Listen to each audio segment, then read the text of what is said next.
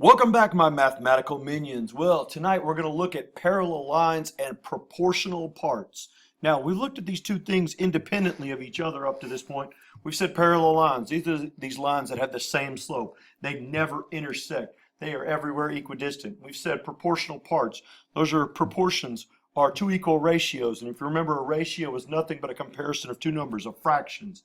So we're going to look at these things and together, specifically when we look at triangles and see how they apply to us. So the first thing we're going to look at is the triangle proportionality theorem. So the definition, as you see right there, is if a line is parallel to one side of a triangle and it intersects the other two sides, then it divides the two sides proportionally. So we see we've got this triangle right here, and we've got triangle ABC here. This, triangle ACD is the big triangle. And so what we've drawn is we've drawn BE in here.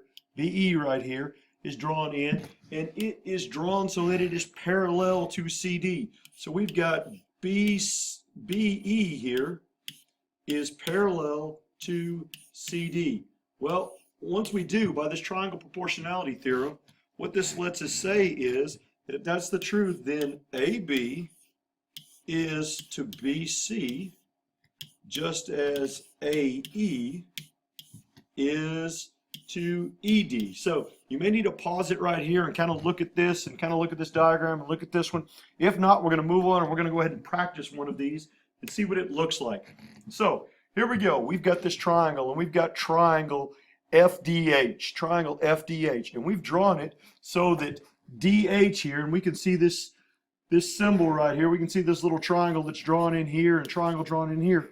We can see that that tells us that DH here, segment DH, is parallel to segment EG. So we look at those. So those two are parallel. Well, based upon what we know from the last one then, we know triangle proportionality theorem kicks in. So you may want to hit pause and try this one for yourself. If not, keep listening, and here we go. So as we look at this, that means that the ratio of DE is to EF.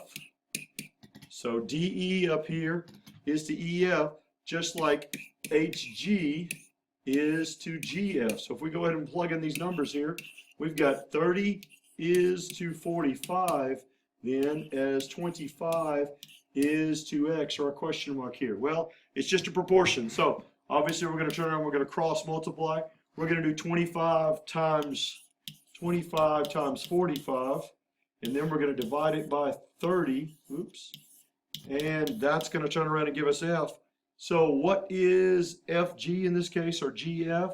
Well, in this case, GF, what we find is equal to 37.5. So there it is, the triangle proportionality theorem.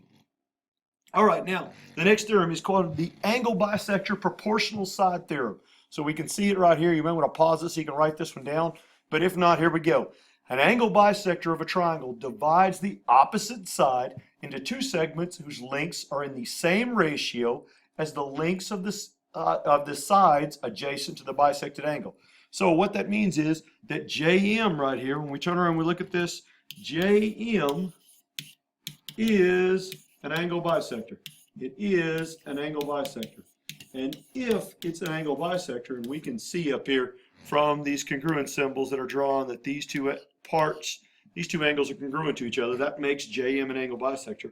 Well, if that's true, if JM is an angle bisector, then that means that KM is to JK just as ML is to JL. That's what this angle bisector proportional sides. It says that this side over here is to this side here, just as this segment here is to this segment. So we can turn around and we can look at this one. You may want to pause it and kind of digest this a little bit. If not, let's go ahead and practice one. So here we go. We've got triangle QRS, and we see that RT is, in this case, is an angle bisector. We can see this here again. We don't need to write this, but we can see this from the congruent angle symbols that are drawn right here. So we look at this, we can see that SQ, that whole thing is 20, and we want to find what TQ is. So the question right now is, what is TQ equal to? So we're going to find that. Well, since we can use our proportional sides theorem, we can look at this and we can say, hey, well, X here is to 6. So X is to 6 as, we don't have this one here. Well, that thing is to 14. Well, how do we find that? Well, we know the whole thing is 20, and this part up here is X, so I guess the easiest way of saying this is this one is 20 minus X. So we're going to call it 20 minus X is to 14. So as we go ahead and we cross multiply right now, these two we cross multiply, we get 14X. These two we cross multiply and we get 120 minus 6X. And these two are equal to each other. So we add 6X to both sides, we get 120 is equal to 20X. That means that X, in this case, has to equal 6. So X equals 6. That's what we wanted to know, TQ, so it equals 6. That's using the angle bisector proportional sides theorem. All right, so the next one we want to look at is the proportional segments theorem. So here again, definition. If 3 parallel lines intersect 2 transversals, then they divide the transversals proportionally. So if we look at this one, well, so what in the world does this tell us? Well, that means that if segment AE here is parallel to segment BF, which is also parallel to CG.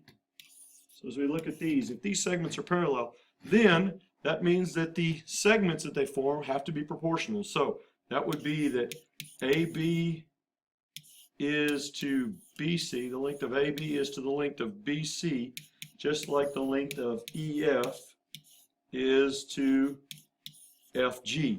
So here again, pause it for a little bit, kind of digest this, get this copied down, and then we'll go into application. All right, so here we go. Big time right here. We can see from these parallel symbols right here, we've got L1 parallel to L2, parallel to L3, parallel to line number 4. So we've got 4 parallel lines here.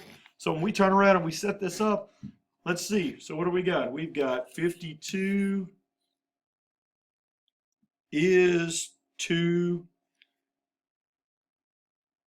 well, we turn around, we notice this one here. We've got to set these up, and sorry, just got off track there for a little bit. We've got proportions. No, we can go 52 is to 26 equals 12, or we can also go 52 is to 40 is 26 is to this one. So I'm going to do that because we've got several of them.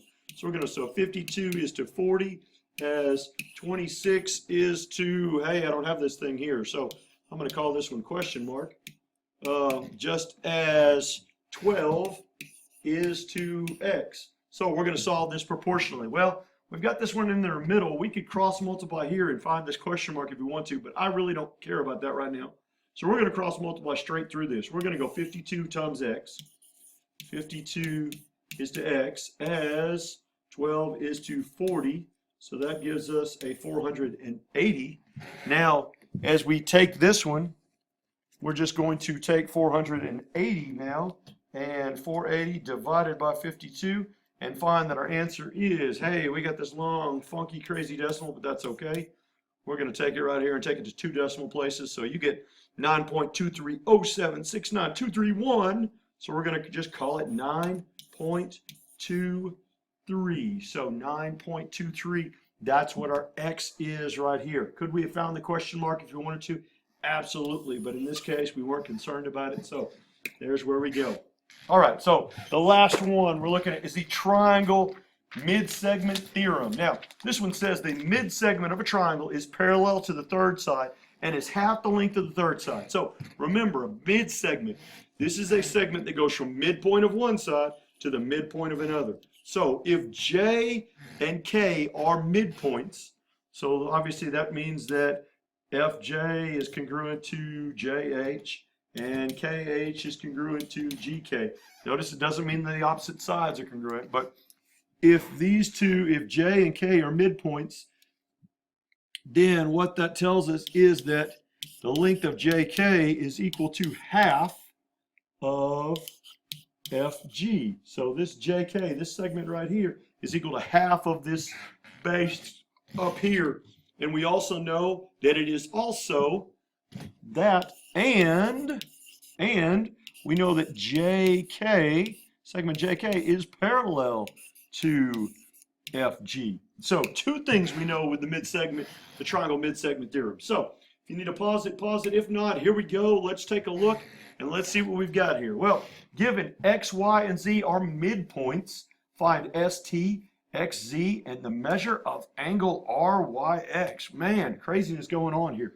So Y here is a midpoint. So we know that these two segments are congruent to each other.